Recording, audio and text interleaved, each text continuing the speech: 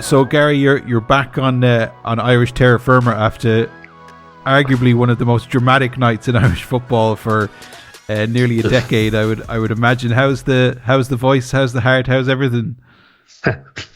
Just about calming down. It was incredible. It was just as you say, so much drama. I don't even know if you're saying a decade, probably even longer.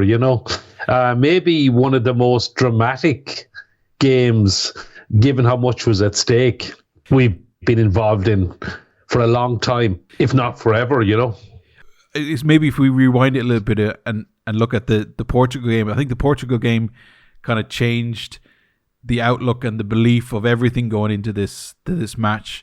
We won 2-0 and all of a sudden the attitude of coming into this game was completely different, wasn't it? Oh yeah, certainly it was huge for confidence because we'd started the group with a 2-2 draw against Hungary. We'd come from 2 down, but so it did finish on a high. But everything just totally dissipated and everything went wrong once we lost in Armenia. And look, I think everyone coming out of the stadium in Yerevan would have said we were done, we were toast. Went to Lisbon, played really, really, really, really well. I thought we were worth the point. And then that late goal was just such a kick in the teeth, or somewhere else even. And, we beat Armenia, even that was a bit laboured. But the win against Portugal came out of nowhere, really. But it was an incredible performance. Great night, great atmosphere, but a very controlled performance. Played really well, and that gave the players, the squad, everyone great confidence going into the game then in Budapest. What was it like on the ground there then for Irish fans? You were over there, obviously talking to Irish fans and being around them as well. Was there perhaps a change of maybe belief had come into it that we could get something, that we could go to Hungary and win? Well, yeah, I think definitely after the win against Portugal, I think there was a general feeling that we've got a real chance, that we can go there, we can beat them, we can do it. There was real hope there, and I mean it made sense. Having played so well, it definitely made sense that there was a real chance there. What was the But still, I think everybody knew it was going to be a really, really difficult game. Hungary are a really good side, and they still would have been hot favourites to win the game.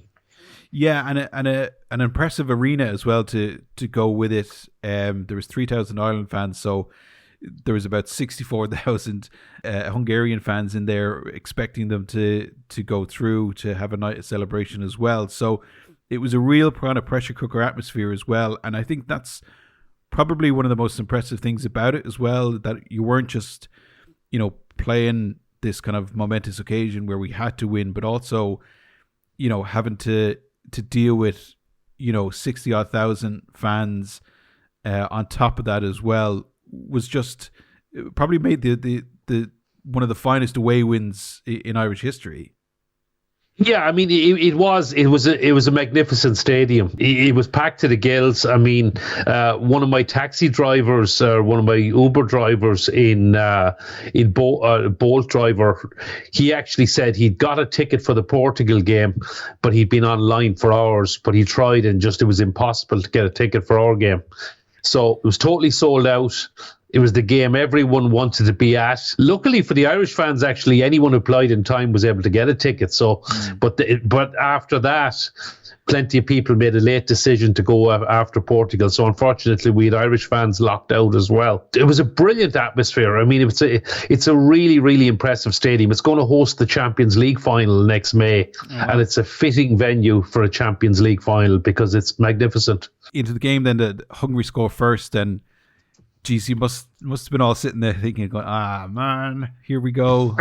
As you said, Hungary scored first, and it was a real, the worst start possible. They had a flurry of corners. I think they got 3 corners in the first 3 minutes. The short corner caught us out.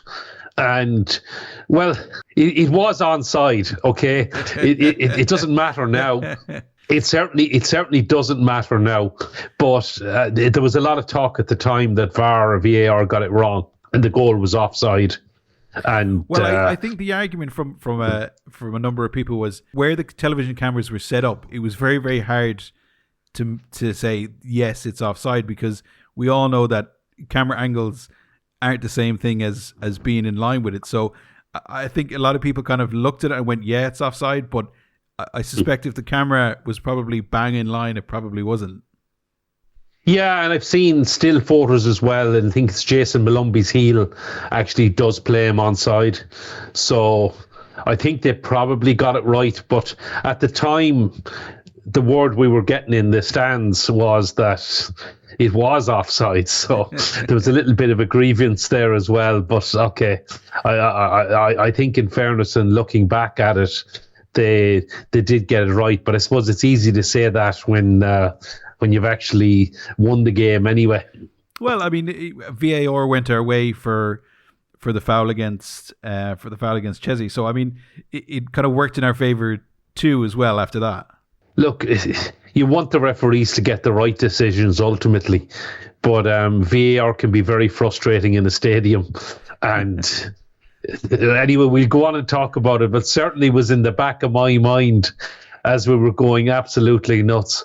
I hope to God VAR doesn't change this. And I think as well that you mentioned in the stadium as well, I think the referee did blow the whistle for the penalty. He just never heard it. So that's why he was kind of waiting so long to take the penalty. And then he kind of looked at the referee and he was like, am I going or what? And he went, you know.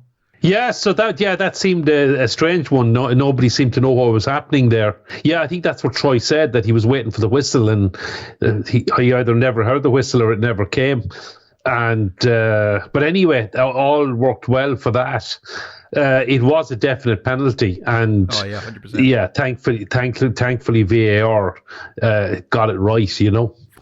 Yeah, and then Hungary take the lead again. It's 2-1 then, and then I think even at 2-1, you still got the feeling that the team wasn't done, that it wasn't a killer blow, and that if we just get churning away, that there was something to be had against this Hungarian defense. Because in fairness, we didn't get down to the Hungarian penalty box a huge amount during the game, but when we did, I think we did give them problems, and at times they kind of looked like they were kind of maybe very uncomfortable with the way we were trying to play amongst them.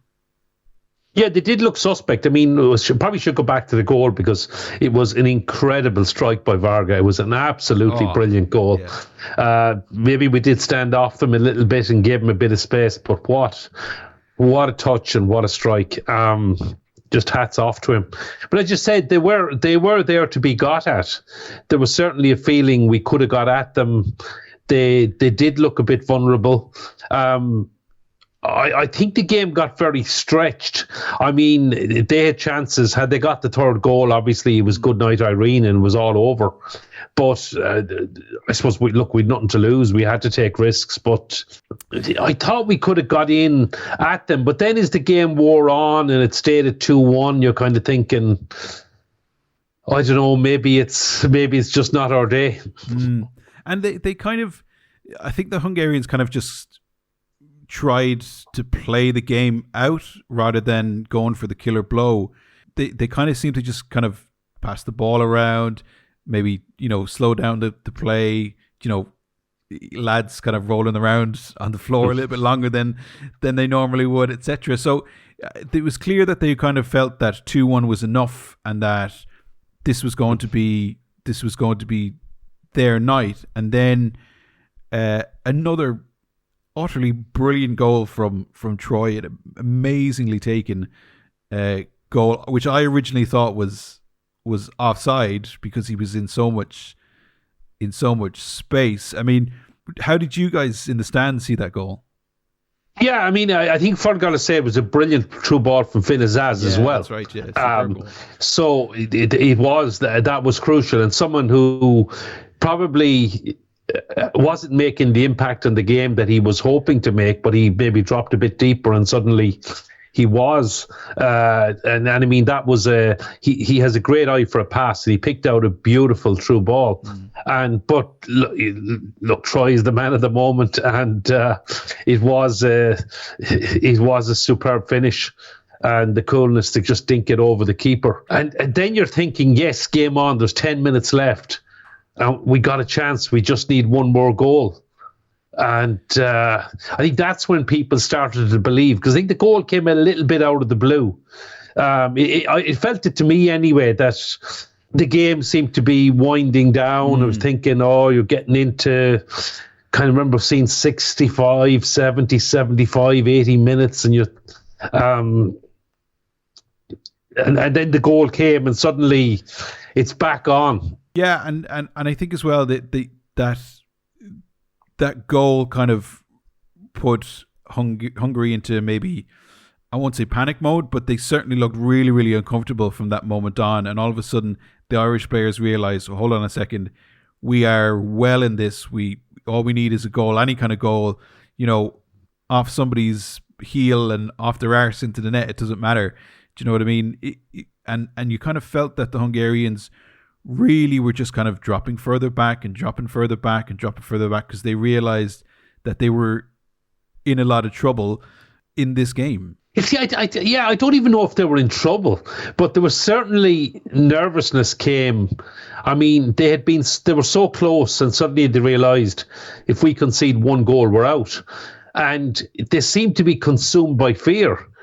And I think they kind of went from being fairly comfortable, and in the space of 2 or 3 minutes, they were in a real precarious position. So I think it swung very much in a different direction to what they were kind of used to for the past 20, 30 minutes of the game. And so all of a sudden they were kind of thinking, we're in a bit of a precarious position here, and we got to do something about this. But they just couldn't find that kind of space to get out enough. Yeah, and they did seem to say. I think the kind of the nervousness seemed to take over, and it caused them to sit back, and I think that played right into our hands, because it gave us a chance just to have a go. Even if just we tried a lot of long throws. They didn't really work. They didn't really trouble them. Actually, we struggled to beat the first man, but they stayed in a very compact shape and let us have the ball, which I think that worked to our advantage. Had they come out and tried to pass us off the pitch, they may well have got the third goal. But the fact that to me anyway, looking at it, they seem to try and keep their shape, try and be very tight at the back. And I suppose, look, we've played like that a lot, but you kind of play like that when you feel you're up against a superior side. And I don't think they would have considered us to be a superior side. But I think it was just the nervousness that they kept it tight. Yeah, I think perhaps because they had already looked vulnerable a number of times when we came forward.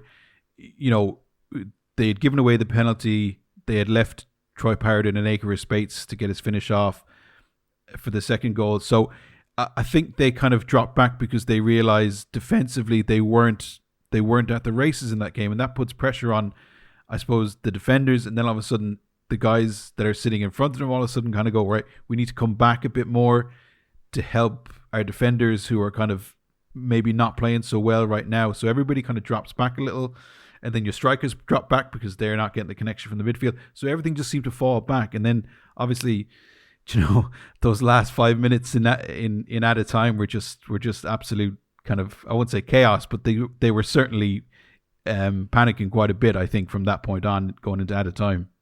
Yeah, so I suppose it's easy to look back maybe, but I was feeling, I don't remember the keeper really having to make a save, and I was feeling, okay, we need to test the keeper, we need to get something in on top of him or anything like that. And I don't know, we tried the long throws, weren't really working, but they were, as you say, they certainly seemed to be very nervous, and then the clock was ticking, and and then I suppose when you're in the stands as well, I suspect the clock seems to run, well, even when you're watching at home as well, it seems to run a lot faster than you think it's going.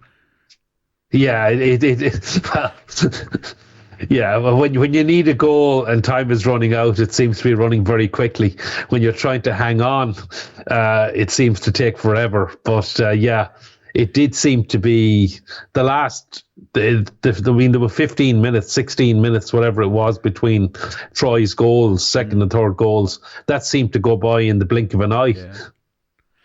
Yeah. And then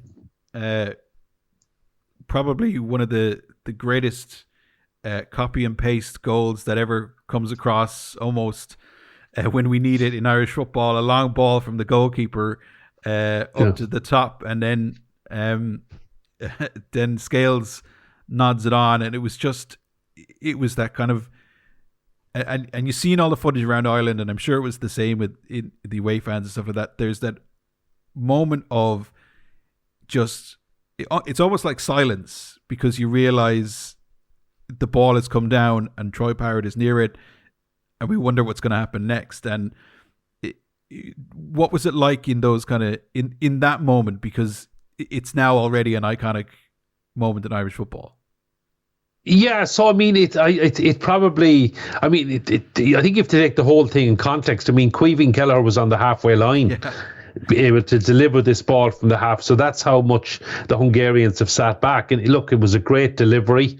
It wasn't an aimless long ball, and Liam Scales did superbly well.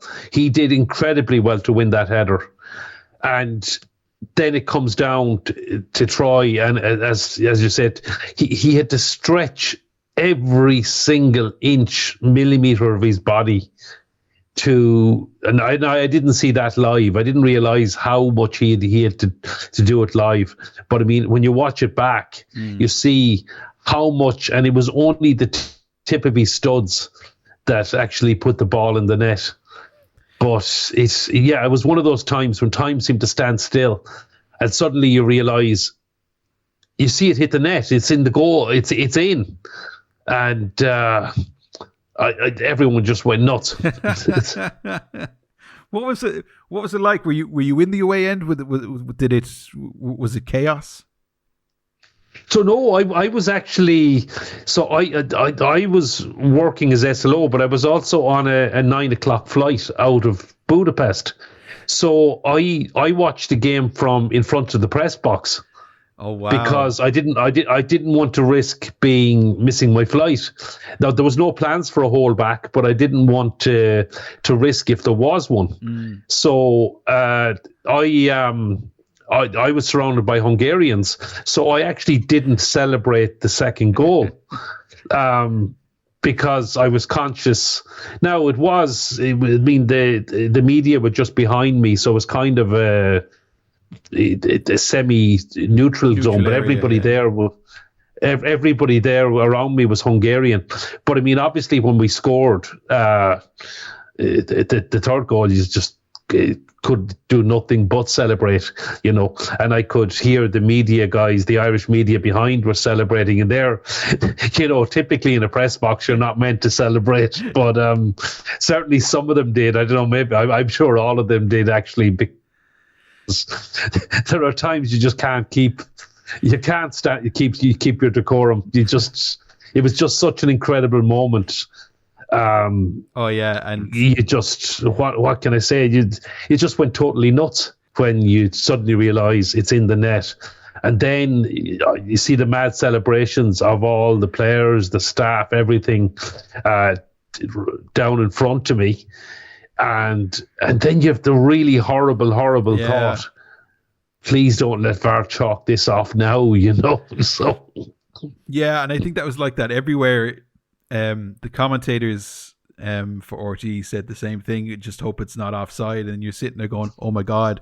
And there's this kind of moment where you're kind of sitting there going, "Is the referee gonna call this? Is he gonna walk over to the screen or what?" And it was just like this. Oh, not now, not this.